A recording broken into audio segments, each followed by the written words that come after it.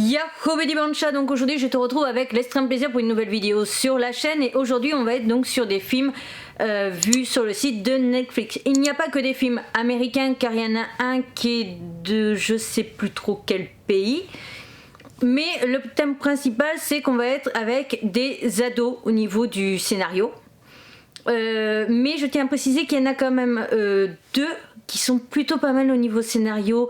On sort, parce que les autres ça va être principalement de la romance entre adolescents, mais il y en a deux qui sortent complètement de ça et qui sont vraiment plutôt pas mal. Je vais pas forcément les présenter en tout premier ni à la fin, donc reste vraiment jusqu'au bout pour pouvoir découvrir tout ça, parce que franchement il y en a où j'ai été un petit peu déçue, d'autres où ça allait, mais pépite. Et juste petite parenthèse aussi, je tiens à préciser que la prochaine fois, ça sera plus des films ou séries. Je ne sais pas encore vers quoi je vais me tenter. N'hésitez pas à me dire justement si vous préférez que je m'intéresse plus encore à des films ou si vous voulez que je m'intéresse à des séries.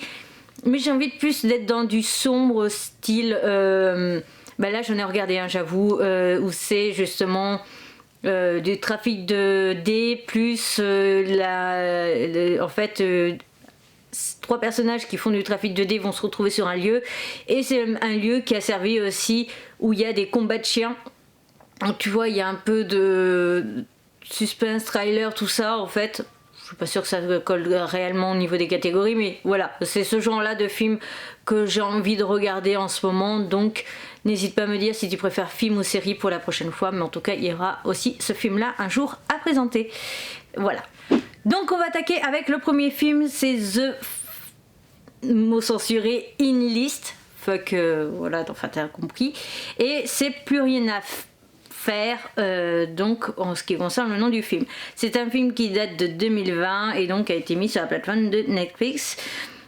Quand une mauvaise blague réduit sa vie en poussière, un lycéen modèle dresse une liste de tout ce qu'il aurait aimé faire différemment. Et en fait, on est sur un étudiant qui a toujours fait ce que ses parents voulaient, l'instrument de musique que ses parents voulaient, le sport que les parents voulaient, les études qu'il voulait, il va même postuler à la fac que ses parents veulent, et à un moment donné il va tout simplement péter un câble et il va se dire bah, plus rien à faire, je fais ma liste de choses que j'aimerais faire ou j'aimerais changer ou les trucs comme ça. Et en fait au moment enfin il la filme avec son ordinateur, sauf que de base elle était censée être postée en privé, genre Facebook privé, tu vois, un truc comme ça, et non, il l'a mis en public. Et malheureusement en plus il dit des choses dans la liste genre qu'il aurait aimé embrasser une fille de son école qui n'a jamais réussi à comprendre qu'il était amoureux d'elle, voilà, des trucs comme ça, brûler ses affaires d'école, qu'il aurait aimé ne jamais toucher à tel instrument alors qu'il a passé des années à en apprendre, etc. Que bah en fait il pète un plomb parce que donc il a toujours été dans les études, etc. Et l'une des meilleures universités qui l'intéresse ne veut pas de lui, et donc il dit justement bah plus rien à foutre, et je crois même qu'il fait peut-être un fuck en ce qui concerne cette fac. Et donc du coup pendant la nuit, lui il fait un peu comme moi, il met son portable en avion pendant les heures de dodo, et quand il rallume son téléphone il se rend compte que donc la vidéo a été mise en ligne, elle a été mise en public et que beaucoup du coup de gens l'ont vue, et il se rend compte que bah mince, ça peut avoir des conséquences. Et puis on va donc découvrir ça, et on va surtout découvrir l'envers du décor, comment il va s'en sortir, etc. Parce que bon, il a quand même dit des trucs assez... comment dire, ah bah il a sauté les deux pieds dans le plat quoi, très clairement, et donc forcément ça aura des conséquences, et c'est ça qui est intéressant, c'est de voir sa réaction et de voir comment il va faire par rapport à tout ça. J'ai trouvé ce film juste génial parce que je trouve ça super sympa, ça te remotive aussi à regarder ta propre bucket list, moi qui est disponible du coup sur cette chaîne, et à se dire il faut que je fasse des trucs qui sont sur ma liste, c'est bien mignon, mais voilà. Alors moi récemment, depuis le début de l'année, au cas où, pour ceux qui auraient loupé, je suis allée à Marseille, j'ai fait un vlog d'ailleurs, et du coup bah, c'était sur ma liste parce que tout simplement à Marseille il y a ma meilleure amie, c'était une abonnée à la base qui est tombée une semaine après que j'ai posté ma première vidéo. elle a vu ma chaîne, elle a commenté et puis on est devenus amis, puis on est devenus meilleurs amis, et sauf qu'elle habite à Marseille et que j'habite Bordeaux. Donc les 6 heures de train, oui je sais il y a l'avion aussi sinon, mais les 6 heures de train, ben voilà, donc on s'était jamais vu, donc on l'a fait. J'ai aussi emmené, j'ai fait 2 choses en même temps là, à Marseille, j'ai aussi emmené ma nièce de cœur à l'école, voilà.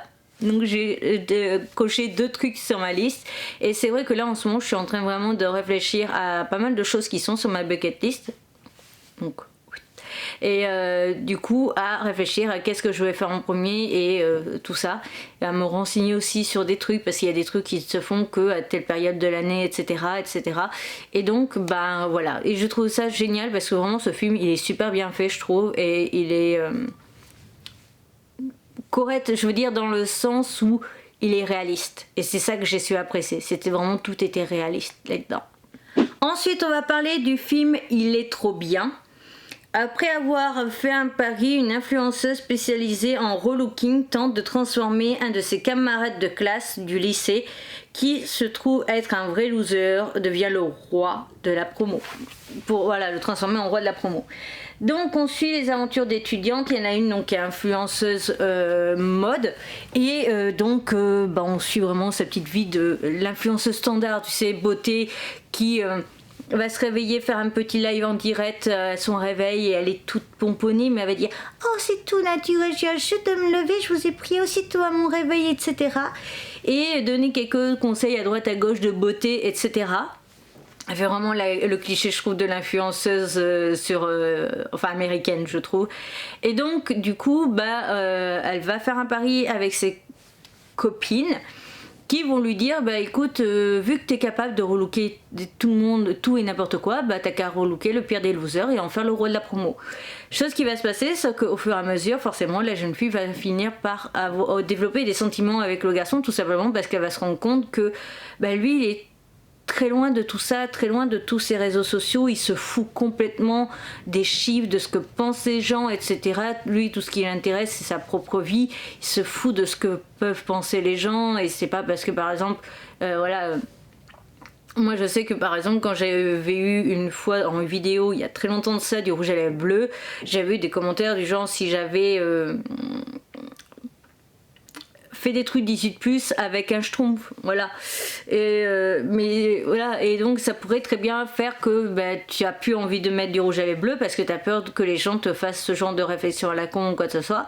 Et c'est ça que j'ai su apprécier justement dans ce film. Après on est quand même sur un film pour ados, très cliché, très facile au niveau du scénario, mais dans un sens aussi j'ai trouvé ça sympa parce que j'ai apprécié aussi les quelques phrases de morale qu'il y avait à l'intérieur du film.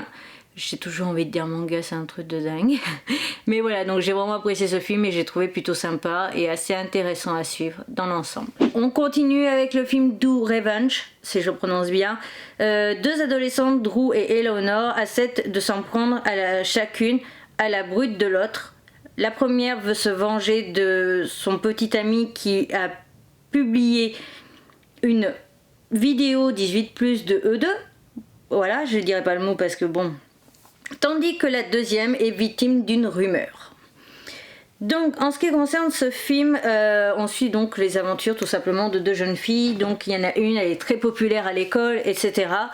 Et en fait, le soir, on va la voir faire une vidéo où elle se tripote et elle dit le nom de son chéri, etc. Et le lendemain, elle va se rendre compte que cette vidéo aurait fuité. Sous-entendu, réponse de monsieur, on a dû pirater mon compte Snapchat, je suis désolée. Et bien entendu, la jeune fille va... Je crois qu'elle lui fout carrément une droite dans la tronche, un truc comme ça, et forcément ça ne va pas plaire, surtout ça ne va pas plaire du coup à la directrice qui va lui mettre un holà, etc. Et on va découvrir et rencontrer Eleanor, qui est une jeune fille en fait assez simple, classique, et un peu passe-partout. Et elle est victime de rumeurs comme quoi elle serait du coup lesbienne. Et elle veut donc se venger et leur chemin va se croiser tout simplement par pur hasard et elles vont décider du coup de venger l'autre. Donc Éléonore va finir par devenir une fille parce que en même temps, alors déjà la Drew, qui est donc la jeune fille qui se fait victime de vidéos 18+, elle fait partie de l'élite au niveau de l'école, donc les membres les plus populaires, etc. Et quasiment 2 jours après, son chéri se met en couple avec sa meilleure amie à elle. Voilà. Et donc forcément, la meilleure copine va la dégager de sa vie. Hein, très clairement, voilà. Et donc du coup Éléonore elle arrive, elle a son petit look de passe-partout, etc., limite première à la classe, et donc Drew va tout simplement la relooker, en faire une bombasse, pour que tout simplement, enfin une bombasse selon leur vision des choses bien entendu, mais donc va faire en sorte qu'Éléonore rentre dans le groupe d'amis de son ex pour pouvoir se venger et du coup faire exploser tout ça de l'intérieur. Et on va voir aussi Drew du coup aider Éléonore par rapport à sa fameuse harceleuse, enfin personne qui a lancé cette fameuse rumeur sur elle. Attends, ça m'énerve parce que du coup quand on voit mon oreille, il y a le panda derrière et ça me saoule. Est-ce que je viens de faire tomber un badge? Oui. Voilà, alors que c'était un super badge de Akata. Voilà, bref. Donc du coup, toutes les deux vont essayer de venger l'autre, mais forcément tu te doutes que ça ne va pas forcément se passer comme prévu, et c'est ça que j'ai trouvé plutôt pas mal et plutôt sympa au niveau de l'histoire. Après, je reste sur un avis très mitigé en ce qui concerne ce film. J'ai trouvé sympa mais sans plus, donc en gros par exemple pour Peu rien à faire, je dirais que je mettrais une note de 5 sur 5. Le deuxième, je mettrais plutôt une note de 3,5 voire 4 sur 5. Pour celui-ci, je lui mettrais plutôt un 3. J'ai trouvé sympa, il m'a diverti, il m'a occupé pendant les quasiment 2 heures de film, mais c'est tout. Je n'irai pas le re-regarder, il ne m'a pas tant marqué que ça, etc. Donc voilà. Après, il faut savoir aussi que tous ces films, je les ai regardés en janvier, voire 10 février grand maximum au plus tard. Donc là, le jour où je filme, on est le 18 mars, donc il y a quand même un petit fossé entre, et donc j'ai pas tout forcément par cœur en tête parce que j'ai regardé des animés entre temps, j'ai regardé aussi 2 séries coréennes, etc., donc voilà. Mais en tout cas, sache qu'il est plutôt sympa, mais pour moi ça ne l'a pas forcément fait à fond. Donc on va continuer avec #reality height, si je prononce bien, bref on s'en fout. Donc Dani, c'est une fille au cas où, une élève brillante qui fait du bénévolat à la clinique vétérinaire attire l'attention du garçon sur lequel elle a flashé, tout simplement parce qu'un jour le garçon en question va apporter un chien et elle va savoir s'en occuper, elle va savoir le gérer, et donc forcément ça va attirer son attention parce qu'il va dire oh t'es sympa et tout, oh, et puis t'es pas trop moche, enfin tu vois, t'es pas trop dégueu, oh finalement ça te dirait pas qu'on se voit en dehors de l'école, etc. Et donc voilà. Bref, hélas, ses ennuis commencent quand elle devient l'ennemie de son ex, une célébrité des réseaux sociaux. Donc du coup, comme tu l'as compris, le mec il vient de se séparer d'une fille, mais elle est assez connue sur les réseaux sociaux, donc forcément il va avoir vengeance, etc. La jeune fille, elle essaie juste de vivre sa petite aventure, elle a flashé sur un mec depuis pas mal de temps. Le mec se pointe justement à la clinique vétérinaire à laquelle elle est bénévole. Elle va voir qu'elle peut s'entendre avec lui, donc il va commencer à essayer de la faire entrer dans son groupe d'amis, etc. Mais forcément, l'autre est jalouse, donc vengeance, etc. Mais en soi, j'ai bien aimé quand même ce film parce que j'aime bien aussi les petits passages vétérinaires, etc. Plus, en fait, la jeune fille... si je dis pas de bêtises, elle vise quand même une grande école et finalement elle finit par oublier de s'intéresser à tout ça et à sa vie en soi, tellement qu'elle est buggée en fait sur le mec, et donc voilà.